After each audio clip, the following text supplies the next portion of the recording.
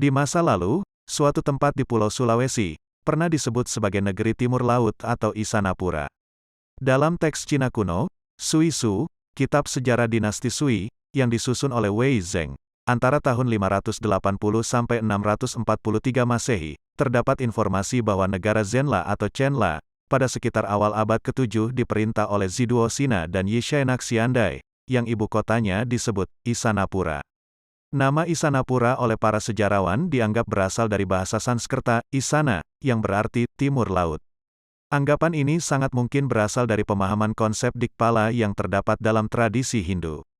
Asta Dikpala atau penjaga dari 8 arah, terdiri dari Dewa Kubera, penjaga arah utara, Dewa Bayu, penjaga arah barat laut, Dewa Varuna, penjaga arah barat, Dewa Nirti, penjaga arah barat daya, Dewa Yama, penjaga arah selatan, Dewa Agni, penjaga arah tenggara, Dewa Indra, penjaga arah timur, dan Dewa Isana, penjaga arah timur laut.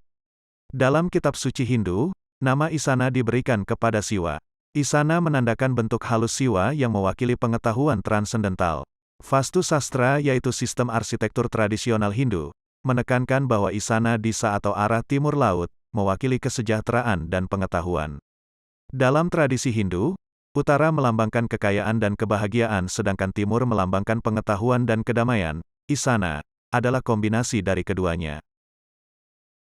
Berikut ini beberapa informasi dari catatan Cina kuno mengenai Zenla, yang menguatkan indikasi jika Zenla yang dimaksud dalam kronik Cina, letak sesungguhnya adalah di Pulau Sulawesi. Dalam artikel mengenai Zenla di halaman chinaolage.de disebutkan sebagai berikut, ibu kota Zenla selain disebut Isanapura pernah pula disebut Wuge, yang dalam buku Zufanzi disebut Luwu. Selanjutnya, di bagian akhir, disebutkan bahwa Zenla terpecah menjadi 2 kerajaan, yakni Lu Zenla, artinya, Zenla tanah, dan Sui Zenla, atau Zenla air. Lu Zenla juga disebut Wendan, atau Polo. Toponim Wuge, Luwu dan Polo yang disebut dalam artikel tersebut, jika dicermati, terlihat identik dengan entitas nama wilayah yang ada di Pulau Sulawesi. Nama Wuge dapat kita lihat identik dengan Wugi atau Ugi, yakni bentuk kuno dari nama Bugis, sementara nama Luwu jelas identik dengan Luwu, yaitu kerajaan tertua dan terbesar di Pulau Sulawesi. Adapun nama Polo dapat kita lihat identik dengan Palu, yang merupakan nama ibu kota Sulawesi Tengah pada hari ini.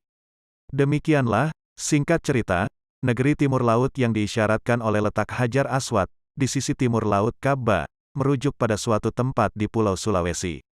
Saya bisa katakan di sini, tepatnya yaitu di Gunung Latimojong.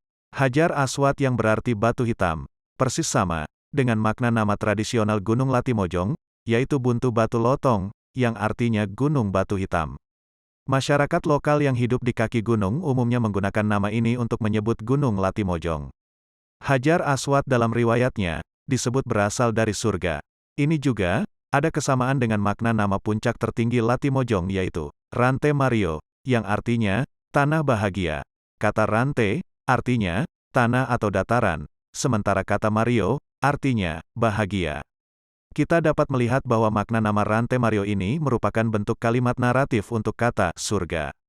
Demikianlah, ketika Nabi Ibrahim mendesain tata letak Ka'bah dengan menempatkan Hajar Aswad di sudut timur laut, menempatkan pintu Ka'bah tepat berada di sisinya, dan putaran tawaf dimulai dari sudut yang sama, dia, pada hakikatnya, merancang rangkaian metafora yang bercerita tentang awal mula peradaban manusia. Di mana itu dimulai, siapa yang memulai, dan bagaimana itu kemudian berkembang.